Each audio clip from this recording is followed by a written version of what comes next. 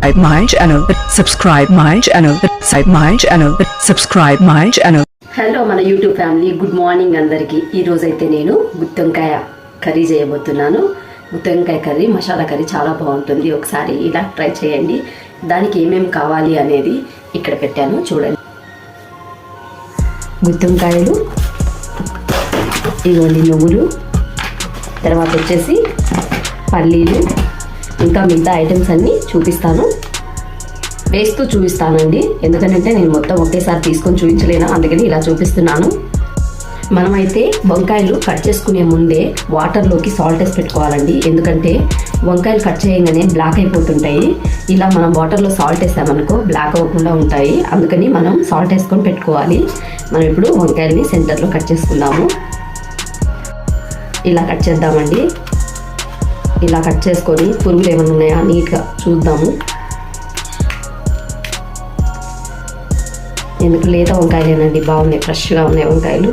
నేను కొంచెం ఎక్కువనే కాట్లు పెడతాను, ఎందుకంటే లావుగా ఉన్నాయి కదా వంకాయలు, ఎక్కడ మధ్యలో పురుగులు ఉంటాయేమో అని చెప్పేసి నేను ఇలా చుట్టూ కాట్లు పెట్టుకుంటాను.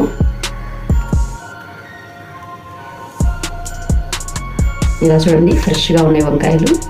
ఇలా అన్నీ కట్ చేసేసుకుందాం. ఇంకా మనము ఇగోండి, మొత్తం మనమైతే ఇలా కట్ చేసి పెట్టుకున్నాం వంకాయలు. ఇప్పుడైతే మనం ఈ వంకాయలకు మసాలా రెడీ చేసుకుందాము. అందుకని గ్యాస్ మీద కడాయి పెట్టేశాను. ఇప్పుడు మనం మసాలాకు మొత్తం ఏమేమి కావాలనేది ఇప్పుడు చూద్దామండి. గుత్తొంకాయ కూరకి కావాల్సిన మసాలా ఇవ్వండి. పల్లీలు, నువ్వులు అయితే ఇప్పుడు వద్దండి, పల్లీలు వేగిన తర్వాత నువ్వులు వేసుకున్నాము. ఎందుకంటే నువ్వులు ఫాస్ట్గా ఎగుతాయి కాబట్టి మాడిపోతాయి. అందుకని చెప్పేసి ముందు పల్లీలు ఎంచుకొని తర్వాత నువ్వులు ఎంచుకుందాము. పల్లీలు అయితే సగం వేసాయండి. ఇప్పుడైతే మనము కొన్ని లవంగాలు వేద్దాము. తర్వాత కొంచెం చెక్క వేద్దాము. మంచి సువాసన కోసం ఒక ఇలాచి వేసేద్దామండి. ఇవైతే వేగిపోయాయి. ఇందులోకి ఇప్పుడు మనము నువ్వులు వేసుకుందామండి. ఇవ్వండి, నువ్వులు కూడా వేగిపోయినాయి. ఇప్పుడు అలాగే కొంచెం జీలకర్ర వేసుకుందాము. ఇవ్వండి, జీలకర్ర కూడా వేసుకున్నాము ఉందండి, అందుకని చెప్పేసి నేను ధనియాలను వేపట్లేదు.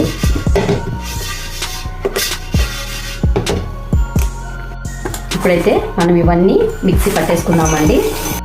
ఇప్పుడు ఇందులో మనం ధనియాల పొడి కూడా వేసేసుకుందామండి. మసాలాలోనే ధనియాల పొడి,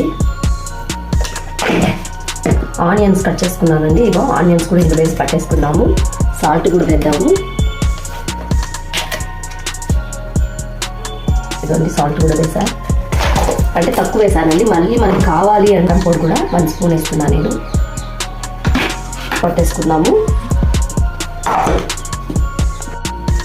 గుత్తొంకాయ చేయడానికి మనకు చింతపండు అవసరం అండి. ఇదిగోండి, ఒక నిమ్మకాయ సైజు చింతపండు తీసుకున్నాను. దీన్ని మనము నానబెట్టేసుకున్నాము. ఎందుకంటే మనం మిక్సీ పట్టేటప్పుడు ఈ చింతపండు వాటర్ పోస్తూ మిక్సీ పట్టేసుకుంటాము. కొంచెం మనకు పుల్లదనం కావాలి కదా, అందుకోసమని.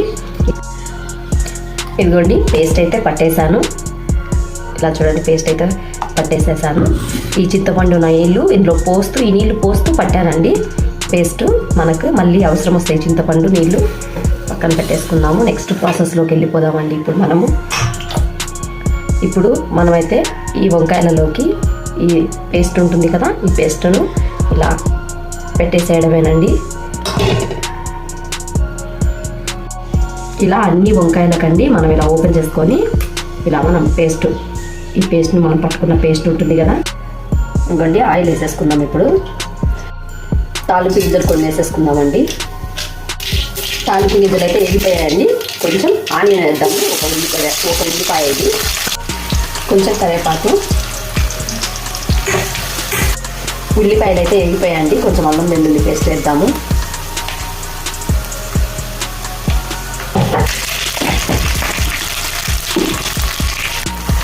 ఇప్పుడైతే వేగిపోయింది. ఇప్పుడైతే మనం వంకాయలు వేద్దామండి.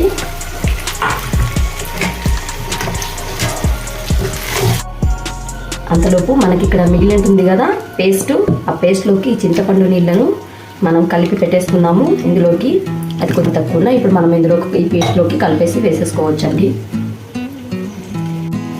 వంకాయలు మగ్గాయో లేదో చూద్దామండి ఒకసారి మనం. మగ్గాయి, మంచి స్మెల్ అయితే వస్తుంది.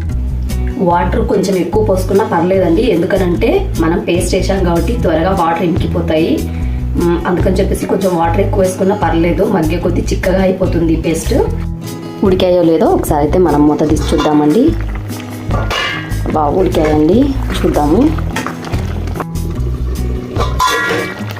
ఇదిగోండి, ఇలా అయితే సింపుల్గా రెడీ చేసుకోండి గుత్తి వంకాయ కర్రీ, చాలా బాగుంటుంది. ఒకసారి ట్రై చేయండి నేను చేసినట్టుగా.